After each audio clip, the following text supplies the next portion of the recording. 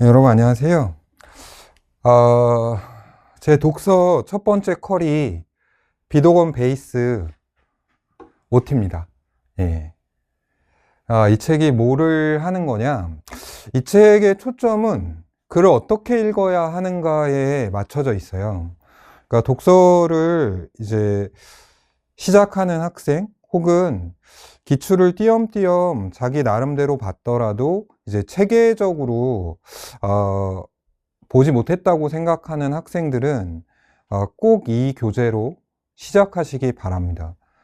그러니까 구체적인 내용을 한번 보시면 이게 총 3강으로 구성되어 있는 교재인데 1강이 문장의 해석과 연결이에요. 요 1강은 4개 챕터로 되어 있는데 요거를 확대시켜 보면 1강 담화 표지, 2강 문장의 의미, 3강 문장의 관계, 4강 문장의 전제인데 예를 들어서 담화 표지라는 건 그 문장이 시작할 때나 문단이 시작할 때 앞에 나오는 그래서, 하지만, 그러므로 같은 것들, 접속어나 혹은 한 문장 안에서도 뭐 연결 어미로 뭐뭐 하지만, 뭐뭐 함으로, 그러니까 사실은 같은 거죠. 접속어나 연결 어미나 그런 것들이 어떤 기능을 하냐는 거예요. 그리고 그거를 어떻게 이용해서 정보를 군집화 시키냐는 겁니다. 그러니까 군집화라는 건 이 정보와 이 정보는 부류가 같다는 겁니다. 그리고 미리 얘기하지만 제가 생각하는 이제 수능 독서의 핵심 마지막은 분류예요. 분류를 통해서 정보를 군집화시켜야 돼요.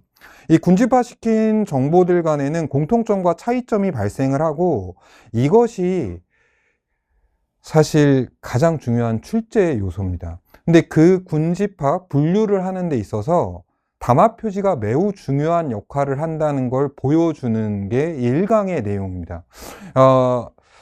그리고 그것들이 실제로 수능과 평가원에서 출제되고 있는 것까지를 보여줍니다. 왜냐하면 그래야만 이렇게 읽어야만 한다는 당위성을 학생들이 느낄 수가 있잖아요. 그래서 1강에서 이제 초점을 맞춘 건 결국 마지막에는 이 문장의 관계입니다. 이 문장의 관계가 결국 정보 간의 관계를 분류하고 정보를 같은 부류로 묶는 군집화의 이제 마지막에 해당하거든요. 그래서 1강이 지나면 정보의 관계성 파악인데 요건 총 3개 챕터로 돼 있고 확대해 보면 정보 간의 차이점과 공통점, 정보가 인과성을 띌 때 정보의 정비례 반비례 모순. 요거는 제목이 살짝 바꿔져 있어요. 요게 지금 전부 다 이제 검수를 하고 마지막 최종본이 나와 있는데 2강의 제목은 제가 인과성으로 바꿨어요.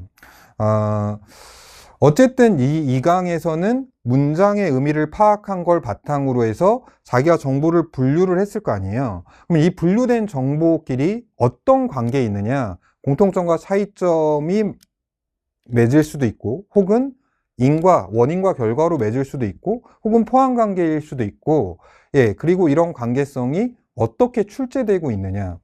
그 출제되고 있는 걸 이 비도건 베이스에서 다루는 이유는 말씀드렸듯이 그것까지 확인해야만 자기가 이렇게 읽어야 한다는 당위성을 스스로 지닐 수 있기 때문이에요. 그걸 확인해야만 본인이 흔들리질 않아요. 자, 그리고 마지막 3강은 글의 구조와 핵심인데 이건 전체 글의 구조와 그 글에서 나오는 여러 정보 중에 이 글은 도대체 어디를 향해서 달려가고 있는 거냐, 최종 결론이 뭐냐, 요것도 총 3개 챕터로 돼 있는데 1강이 정보의 분류, 2강이 정보의 연결, 3강이 글의 요약과 핵심입니다. 그래서 이 글에서 말하고자 하는 최종 결론이 뭐냐가 핵심이 되겠죠. 거기까지 모든 글은 달려가요. 근데 그 달려가는 과정 중에서 분류가 일어날 수도 있고 인과가 발생할 수도 있고 혹은 포함관계가 일어날 수도 있고 이런 거죠. 이 책을 마지막으로 끝냈을 때 나는 글을 이렇게 읽어야만 하겠구나 하는 가장 중요한 건 흔들리지 않는 독서의 방향성을 스스로 깨닫고 내면화하는 게 이 책의 목적입니다. 초점은 어떻게 읽어야 하는가, 그 방법의 제시에 있습니다. 제시한다기보다는 같이 확인해 나가는 거라고 생각하면 돼요. 네, 기출의 분석을 통해서. 그래서 비동원 베이스의 목적은 글을 어떻게 읽어야 하는가를 깨닫는 건데, 이걸 깨닫는 과정에서 이제 두 번째, 철저하게 수능 독서의 출제 요소 분석을 합니다. 그러니까 이 지문에서 이런 것들이 이렇게 출제되고 있다를 확인하는 겁니다.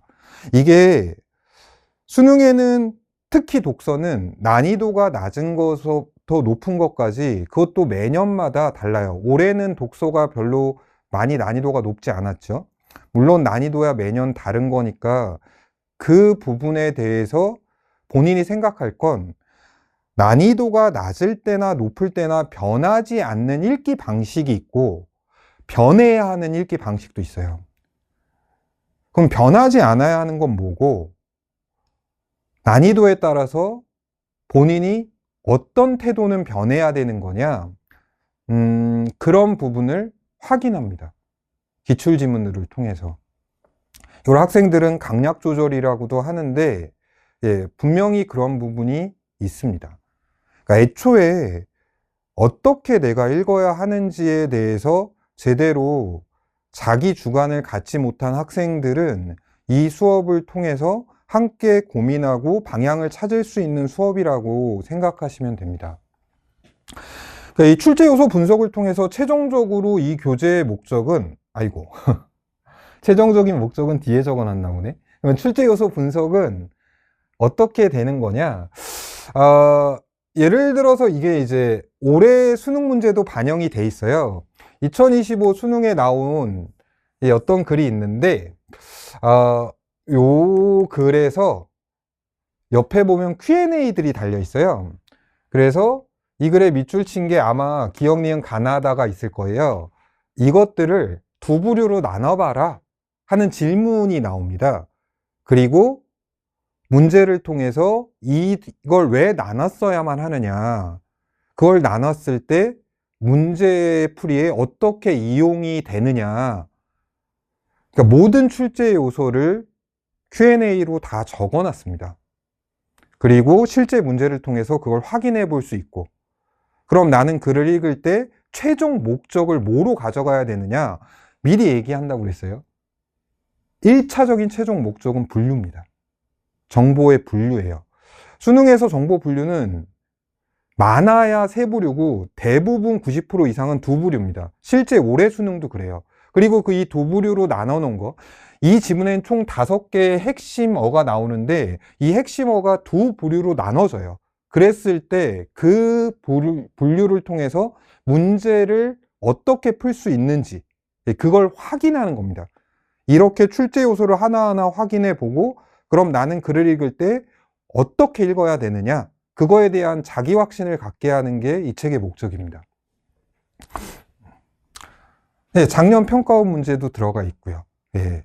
자, 그래서 아까 얘기하려던 건데, 예, 이 출제 요소 분석을 통해서 제가 이 교재의 목적으로 잡은 건, 예, 독서의 공부 방향을 결정하는 거다.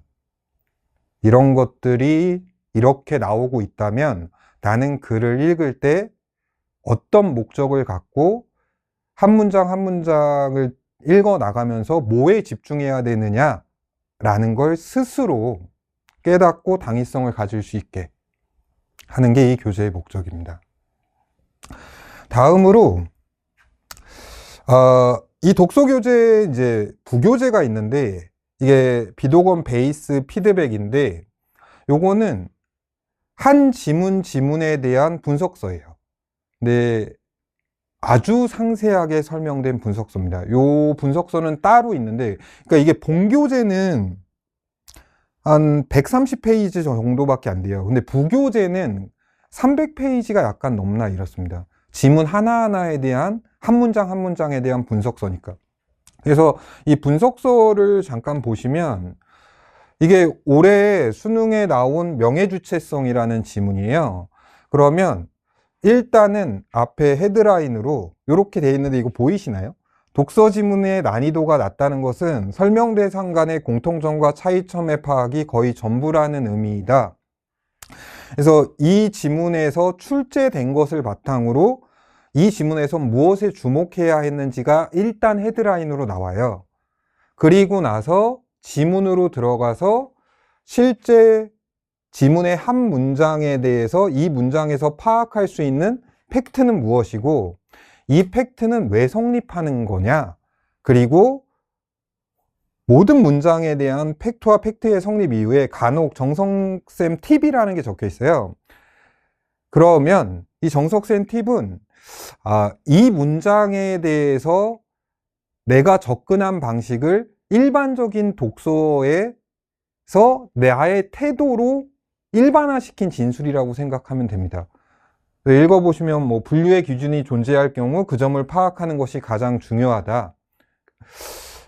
그래서 얘는 대단히 상세하게 적혀 있는, 어떻게 보면 자습서라고도 생각하시면 됩니다.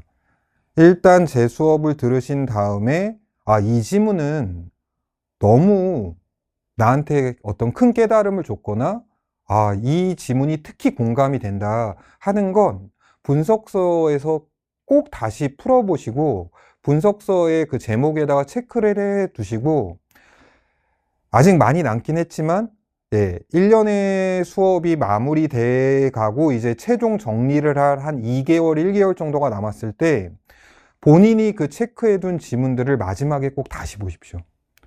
다시 원래로 돌아와서 마지막에 가서는 너무 난이도가 높거나 혹은 사설 지문이 안 좋다는 건 아닌데 본인의 원래를 잊으면 안 돼요. 그러니까 원래로 되돌아올 필요성이 있어요. 그때 내 원래에 해당하는 것들이 뭔지를 체크를 해둔 책이 필요해요. 그래서 본인이 공감 가거나 특히 많은 깨달음을 얻은 지문들은 꼭 이 피드백의 그 제목에다가, 목차의 그 제목에다가 체크를 해 놓고 수시로 보시고, 특히 마지막 파이널에 갔을 때는 계획을 짜져서 하루에 한 지문씩 혹은 몇 지문씩 꾸준히 보십시오. 그 과정이 되게 중요합니다. 원래 자신으로 되돌아오는 것이. 자, 그리고 이게 보면 단순히 지문에 대한 분석만 있는 게 아니라 문제에 대한 분석도 있어요. 요게 보시면 올해 나왔던 명예주체성의 보기 문제인데, 이 보기 문제를 볼 때 보기에서 내가 무엇을 파악했어야 했느냐, 이거는 얘를 파악하지 못하면 이 문제를 못 풀어요. 그러니까 이거는 내가 할 수 있다 없다 이 문제가 아니에요. 얘를 해야만 이 문제를 풀 수 있는 걸 적어 놓은 겁니다. 이거는 그래서 제 독서 커리어에서는 되게 중요한 의미가 있어요. 공감이 중요하거든요. 그리고 여러분들이 저한테 동의를 하는 순간이 중요해요. 근데 그게 저라는 사람의 어떤 생각이나 입에 의한 동의가 아니라 실제 기출 지문과 문제를 통해서 얘가 출제되었고 얘를 풀려면 나는 지문에서 뭐를 파악했어야 되고 문제 혹은 선지 보기에서 어떤 점을 파악했어야만 이 문제를 풀 수 있는지를 보여주는 겁니다. 그러니까 난 이걸 해야만 하는 거지 지금 할 수 있다 없다로 접근하는 교재가 아니에요. 이거는 강요하진 않습니다. 함께 분석하면서 정말 이거를 파악했어야만 하는구나, 지문과 보기나 혹은 선지에서. 그래야 이 문제가 풀리는구나 하고 스스로 공감? 동의? 깨달음을 얻을 수 있게 함께 해나가는 수업이라고 생각하시면 됩니다. 자, 끝나지 않았나? 끝났네요. 요거는 저의 슬로건. 비도건 수업은 이유는 모르겠지만 어쨌든 제 수업 중에서 학생들이 제일 선호하는 수업인 건 맞아요. 근데 원래는 제가 이제 비도건이라는 하나의 교재였는데 이번 2026학년도에는 비독원 베이스하고 비독원 어드밴스드로 나눠져 있어요. 예, 그래서 그 첫 번째 베이스 교재는 글 자체를 어떻게 읽어야 되는지에 대해서 예, 분석하는, 철저하게 수능과 평가원 기출을 바탕으로 해서 그걸 통해서 내가 앞으로 글을 읽을 때 이 태도, 이 자세를 가져야만 하는구나 하는 걸 스스로에게 각인시키는 수업입니다. 나중에 비독원 어드밴스드를 할 땐 얘기하겠지만 그 비독원 어드밴스는 문제를 어떻게 풀어야 하는가 합니다. 그러니까 지문의 정보가 선지에서 어떻게 변형되어서 출제되고 있느냐, 어디까지의 변형을 수능은 이용하고 있느냐, 이런 거를 핵심으로 갖는 게 두 번째 교재인 어드밴스인데, 어드밴스는 사실은 지문의 정보 파악이 어느 정도 됐다는 거를 전제로 해서 하는 수업이기 때문에 이 베이스 수업을 꼭 먼저 들으셔야 합니다. 이게 사실 그런 얘기를 꽤 들어요. 정성민 쌤 수업은 독서 수업이 난이도가 이제 초반부터 너무 어려운 것들이 나온다. 저는 사실은 그거에는 동의를 하지 않습니다. 말했지만 난이도가 낮은 지문도 있고 높은 지문도 있어요. 근데 난이도가 낮든 높든 간에 출제되는 요소는 동일해요. 이 두 글에서는 분명히 자기의 읽기 태도에 차이를 가져야 하는 지점도 있지만 본질적으로 동일한 태도를 바탕으로 읽어나가지 글마다 다르게 읽어나가는 부분이 많은 건 아닙니다. 네. 그래서 그 태도가 무엇이냐를 확인하는 작업이 독서 공부의 시작이 되어야지, 난이도가 낮은 글로만 시작을 하면 이렇게 읽으면 되는구나, 다 되는구나 하는 편견을 지닐 수가 있어요. 이건 진짜 위험합니다. 그러니까 진실을 확인하기 위한 작업이 이 첫 번째 교재고, 그러기 위해서 난이도가 낮은 지문부터 높은 지문까지 다 섞여 있습니다. 그렇게 생각해 주시면 되겠습니다.